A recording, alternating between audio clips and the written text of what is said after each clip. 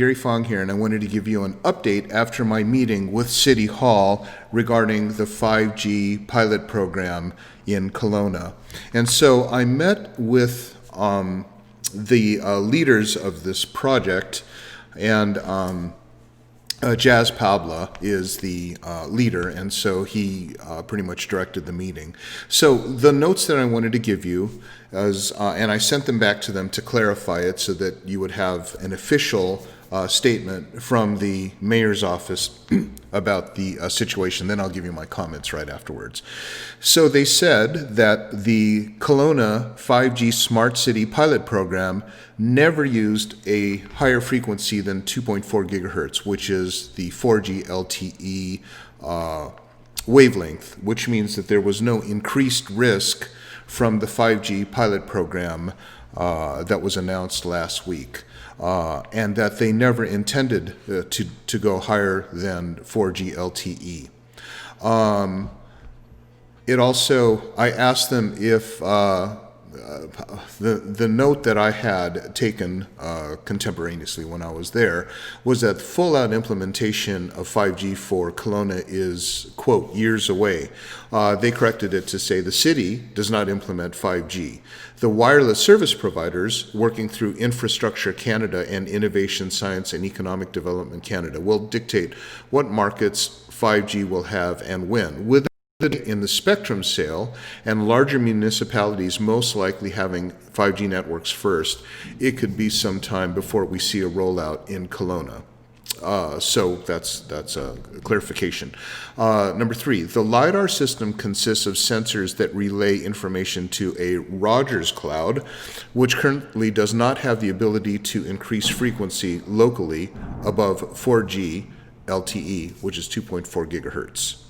The 5G moniker, they call it 5G, Kelowna 5G Pilot Program City, is simply branding that Rogers wants to use in their communication as they purport themselves to be fifth generation cell technology, even though the 5G Smart City Pilot Program does not use increased frequencies or any 5G equipment.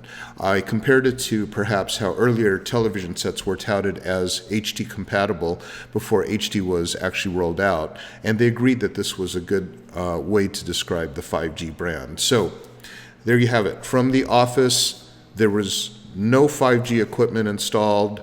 There never was any that was intended to be installed. The 5G pilot program was developed with UBC professor David Mickelson and Rogers. I asked them if it was a brainchild of the 30 or so students that participated in the hackathon that was explained in the press, and they said that it was developed with UBC and Rogers. So that was their clarification. I asked them to state that there is no enhanced risk to anyone in Kelowna due to higher microwave frequencies as a result of the 5G pilot program, and there never has been, and there will not be from this pilot program. So that's what they said in the chambers. I'd like them to say this publicly, and they said that a lot of this was already public, but I think we need further clarification, need a statement that this is true. I asked if the 5G frequency was tuned down to 2.4 gigahertz due to the uproar, and they said that it wasn't, as there is no 5G equipment installed. I pointed out issues in safety 6, which would not make it applicable to today's concerns because it's outdated, and they said that they were not medical doctors, but they would that they had taken a cursory look at the document. And then the response was that the government of Canada issued the following response on concerns with 5G. Again, that was not my question regarding COVID. It says there have been claims linking the deployment of 5G networks to the novel coronavirus and to increased use of cancer. Health Canada confirms no scientific basis to these claims. But if you saw my other video, that basically took a deep dive into Safety Code 6. There were multiple documents in the 46 reference keynotes that expressed a high risk, in fact, a 3-factor risk for childhood leukemia. I think it was, I forgot which document it was, but a threefold risk for childhood leukemia with exposure to 5G. So that itself, by the way, so that you know what our idea is to basically keep pressure on the definition of Safety Code 6 as relevant to today's technology, because it's not. And if we can get that kind of mandate out to all the municipalities saying that, Canada keeps saying it's Safety Code 6. These are the problems with Safety Code 6 that was dated in 2015. We want it updated to 2020 with today's information. And you saw in my other video that explained the issues with Safety Code 6 is there are three problems. One, last update in 2015. Number two, all of the safety limits were defined with a 6-minute time period, no longer than that.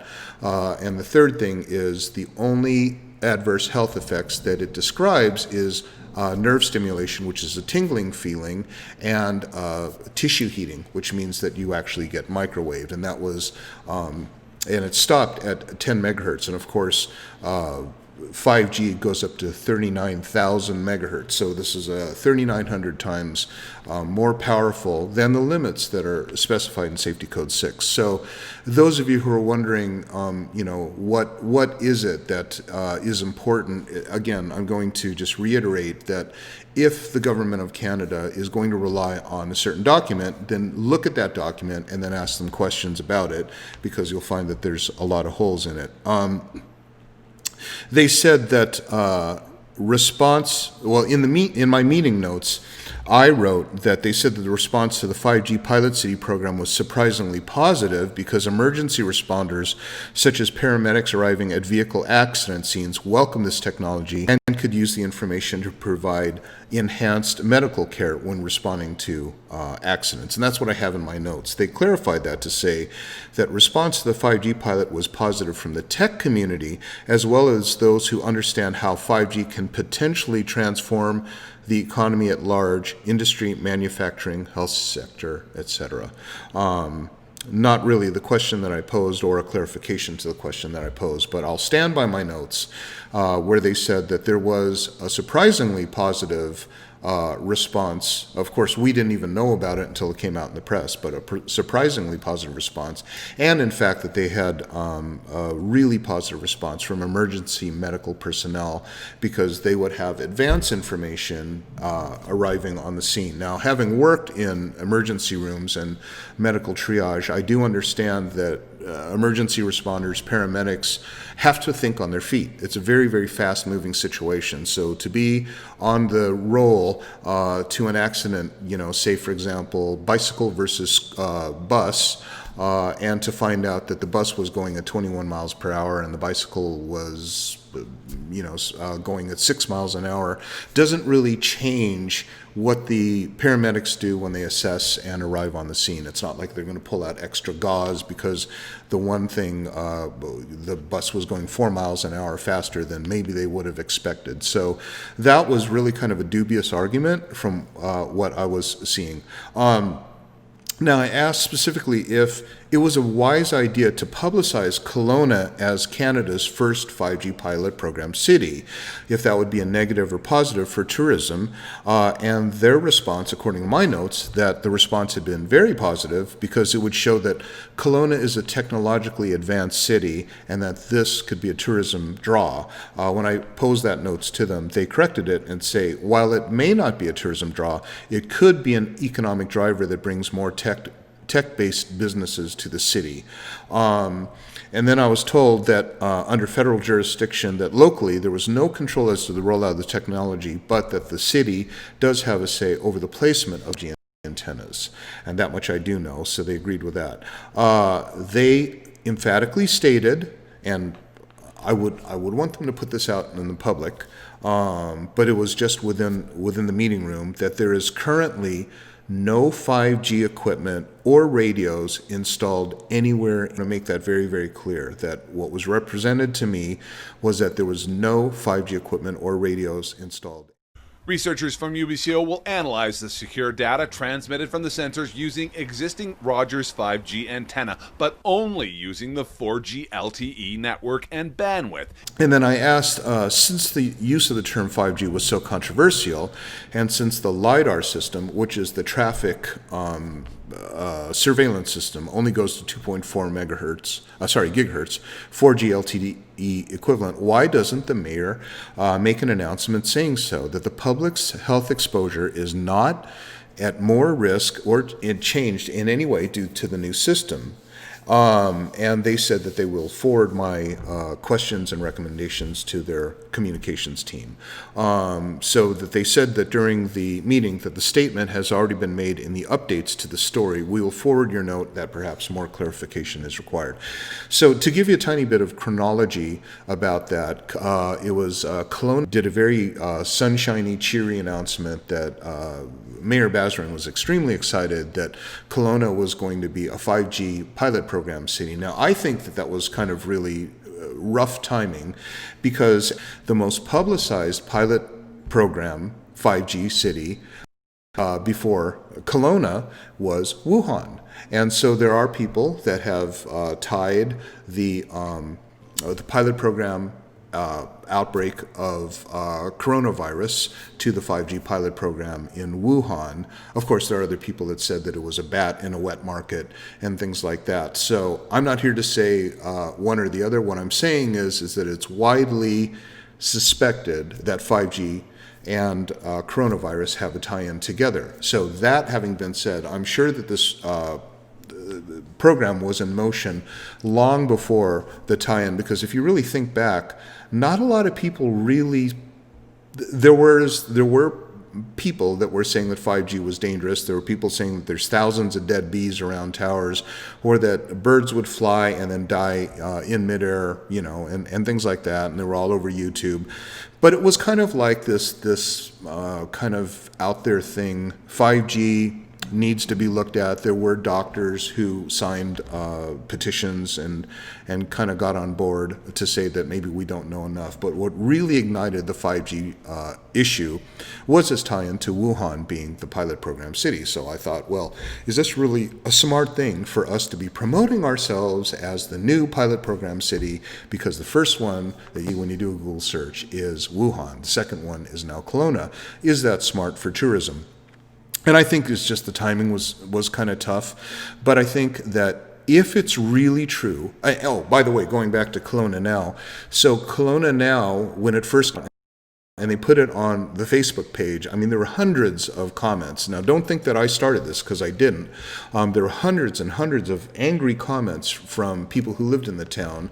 Why weren't we informed of this? Why weren't we asked? This is ridiculous. And I think it is too, to say that we're doing this pilot program so that we can monitor trash collection, efficiency, pedestrian habits, public drop-off and pickup points and things like that on a one city block, 300s in Bernard Avenue between Water and Pandosy, a very, very kind of sparsely trafficked area that's about to be turned into a pedestrian-only street.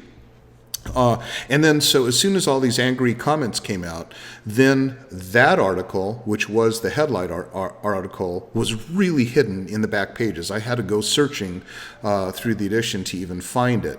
Then the next day, there was a retraction to it that said that it was 2.4 gigahertz only on the 4G LTE, and additionally, it was limited to 6 months. Now, the 6-month limit did not come up in the meeting. So to me, it appears like, oh wow, everybody's really mad. Let's put out this response out there. So the instant response was take it off the front pages, put it in the back, say that it was 4G, it's not 5G. No, it was 5G, but it's not 5G, ladies and gentlemen. It's really not. It's just Rogers saying that it's 5G, but it's not 5G. It's just 4G. And then so that's kind of the genesis of basically what you have today. So now the official, well, not really official, because it was me meeting with City Hall to find out that all these things, and I got them to basically verify them in this email. So it's take that with whatever grain of salt or whatever. Do you believe it? Do you not believe it? Why haven't we seen more of it? Why doesn't the mayor say? And I actually brought this up during the meeting. I said, they said, well, we'll forward this to the comms team. And I said, you don't need a comms team. You basically need, one person. Like, I'll even write the speech for you. Hello, people of Kelowna. I have heard your responses to the controversy of this 5G pilot program city. And I would like to reassure all of you that none of you are at any enhanced risk whatsoever, because the entire 5G pilot program city never really was 5G and never was intended to be, and there is no 5G equipment anywhere in Kelowna, nor will there be, likely, for years. And that the 5G name is something that Rogers likes to use for their public relations or their trade purposes to show themselves as progressive, fifth generation wireless, and that's basically what that is for. And I understand that your concerns about tourism, but actually our response was very positive because the technology community really thinks that this makes us a very attractive center because we are forward-thinking and progressive. But again, as your mayor, I would like to reiterate that at no time was the public at any increased risk, because there was no 5G implemented in Kelowna. There is no 5G equipment anywhere in Kelowna, and it doesn't look likely that there will be anytime soon. And I'd like to see that said. So that's the only thing that needs to be said. We're going to be going back to our comms team and things like that to kind of update the update.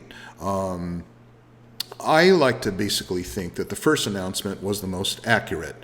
The follow-up announcement, after a very, very virulent outbreak of anger over the announcement, looks like it's a response or a backpedaling to the original announcement.